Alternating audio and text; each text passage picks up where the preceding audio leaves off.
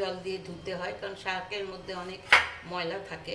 কাজে আমি খুব ভালো করে শাকটাকে ধুয়ে নিয়ে তারপরে এটাকে একটুখানি কুচিয়ে দেব। চলুন শাকটা ধুয়ে নিই।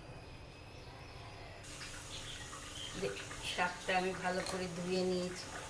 এইবার এটাকে আমি একটুখানি কুচিয়ে নেব। একদম ছোট ছোট করে কাটার দরকার নেই, কারণ ডালের মধ্যে দিলে তো সিদ্ধ হয়েই যাবে। একটু বড় বড় করে কাটলেও হবে। এইভাবে আমি শাকটাকে কেটে নিই।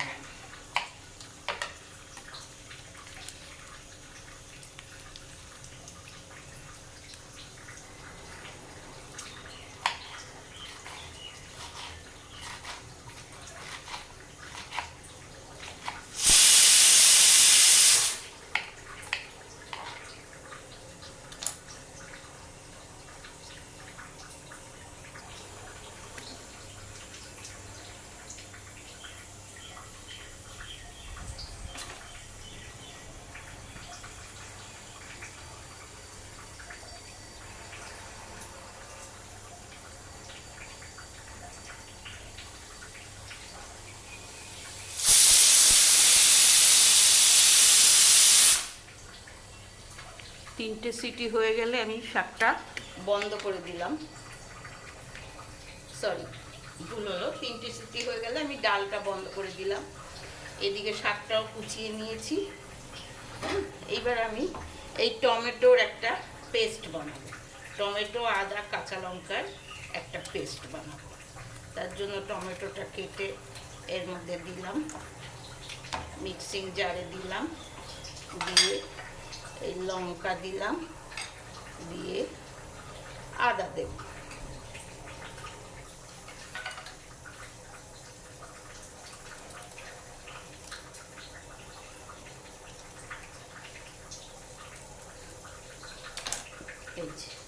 এবার এইটার একটা পেস্ট বানিয়ে নেব। দেখুন, এরকম একটা পেস্ট বানিয়ে নিলাম। ঠিক আছে, দেখুন এই ডালটা এইরকম সিদ্ধ হয়েছে। হ্যাঁ, একটু কম সিদ্ধ করেছি আমি।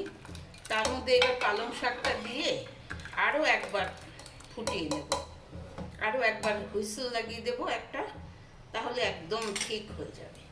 তাহলে এর মধ্যে আমি এখন পালং শাকগুলো দিয়ে দেব।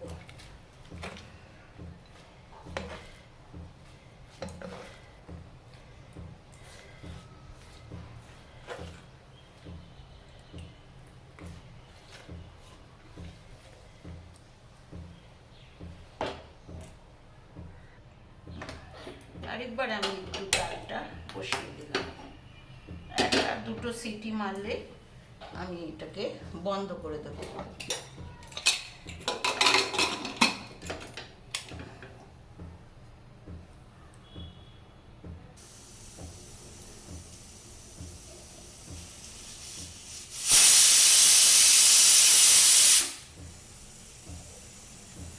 কুকার বন্ধ করে দিয়েছি।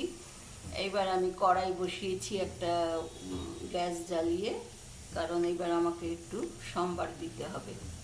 তো কড়াই বসিয়ে আমি ওর মধ্যে দিলাম একটু সর্ষের তেল।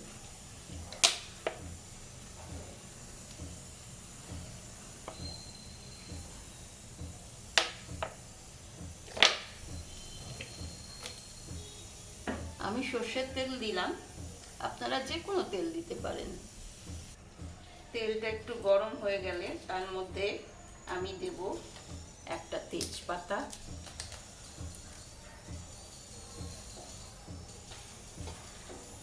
একটা শুকনো লঙ্কা একটু ভেঙে,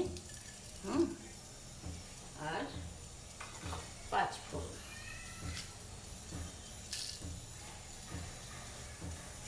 আমি নিরামিষ বানাচ্ছি। যারা পেঁয়াজ রসুন দিয়ে খেতে চাইবেন তারা পেঁয়াজ রসুন, এই জায়গায় পেঁয়াজ রসুন দেবেন। তেলের মধ্যে পেঁয়াজ বাটা,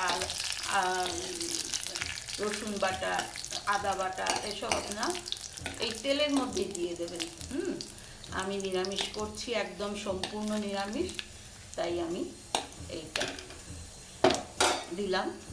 5 ফোড়ন, তেজপাতা আর শুকনো লঙ্কা। আচ্ছা, এইটা যখন একটু বেশ ভাজা ভাজা হয়ে আসবে তখন তার মধ্যে আমি যে টমেটোর পেস্টটা বানিয়েছি ওটা দিয়ে দেবো।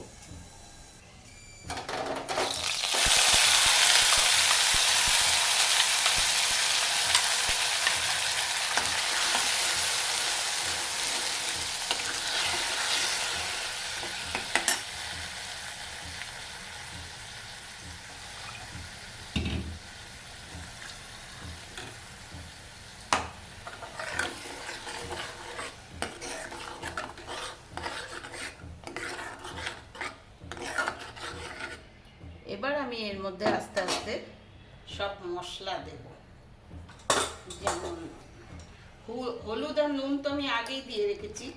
এবার একটু ধনে গুঁড়ো, একটু লঙ্কার গুঁড়ো দিলাম। হ্যাঁ,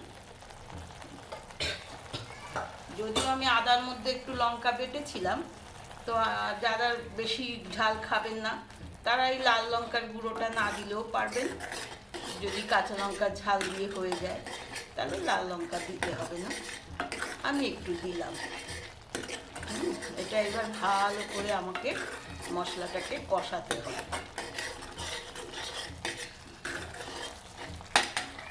মশলাটাকে আমাকে ভালো করে কষাতে হবে।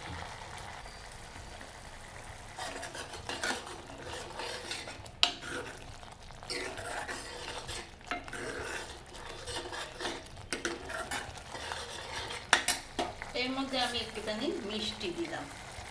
নিরামিষ তরকারিতে একটু মিষ্টি দিলে ভালো লাগে, সেই জন্য আমি একটু মিষ্টি দিলাম। যারা মিষ্টি পছন্দ করবেন না তারা দেবেন।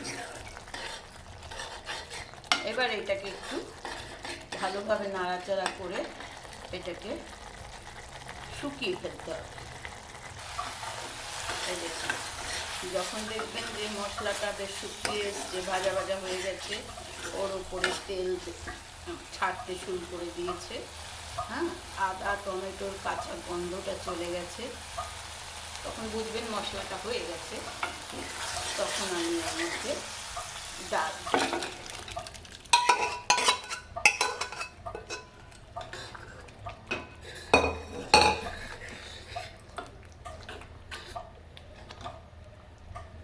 ডালটা দিয়ে ভালো করে নাড়াচাড়া করে 2 মিনিট ফুটতে দেব।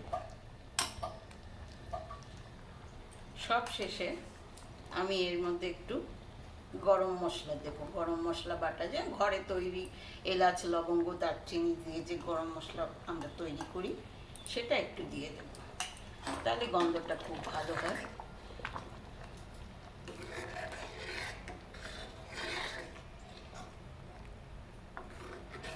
বাস হয়ে গেল আমাদের ডাল পালক। পালং শাকও খাওয়া হবে, ডালও খাওয়া হবে, খুবই পুষ্টিকর খাওয়া।